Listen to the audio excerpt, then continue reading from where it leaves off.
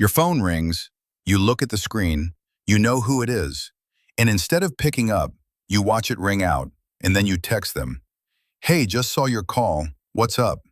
Sound familiar? Here's the thing most people get wrong. They think phone call avoidance is just laziness, or rudeness, or being antisocial. It's not. There's a specific psychological profile behind people who dread phone calls. And once you understand it, you'll either see yourself completely or finally understand someone in your life who does this. Let's get into it. First, how widespread is this? A 2019 survey by Ofcom found that over 75% of millennials said phone calls make them anxious. Not mildly uncomfortable, anxious. Bank My Cell did a study and found 81% of millennials said they feel apprehension before making a call. And this trend isn't shrinking, it's growing. Gen Z is even more phone-averse than millennials. We are raising entire generations of people for whom a ringing phone feels like a threat. But here's what nobody talks about. This pattern didn't start with smartphones. It starts way earlier, in the brain. There are three core psychological drivers behind phone call avoidance, and they often work together. Driver number one, fear of real-time performance. Phone calls are live. No edits, no delete button, no time to craft the perfect response. For people who've spent their lives being evaluated on what they say, in school, in their families, in relationships, phone calls feel like being put on the spot.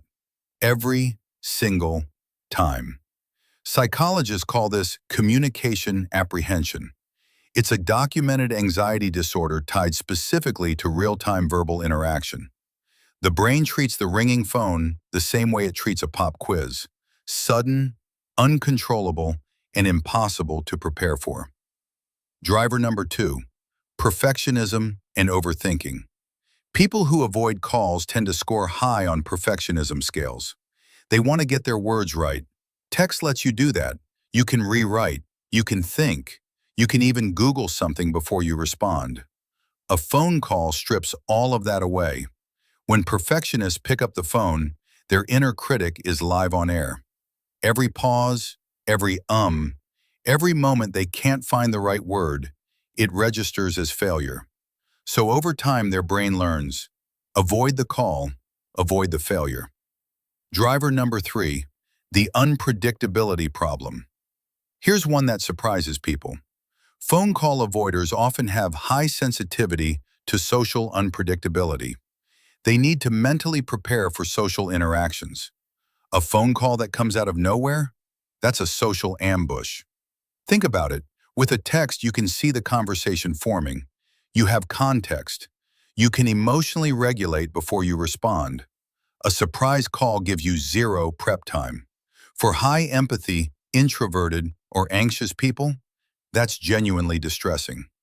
Not everyone avoids calls for the same reason. Let's break down the specific types. Type 1, the introvert processor.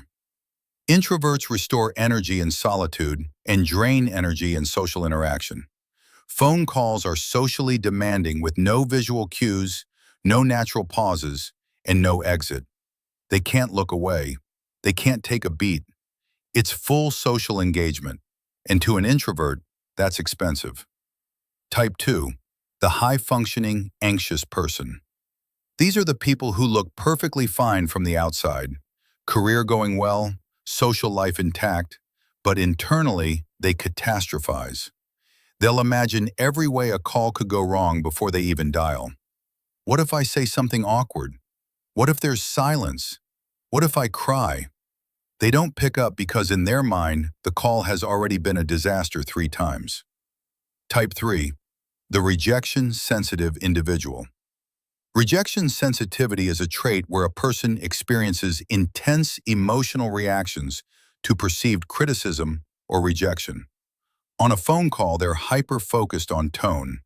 If your voice sounds even slightly off, tired, distracted, cold, they read it as rejection. Texts are safer because tone is ambiguous and controllable. Okay, so what do you do if this is you? 3 things that actually work. 1. Scheduled calls instead of spontaneous ones. The fear is largely about unpredictability, so remove it. Tell people, text me before you call, or schedule your calls like meetings. When you know it's coming, your nervous system can prepare.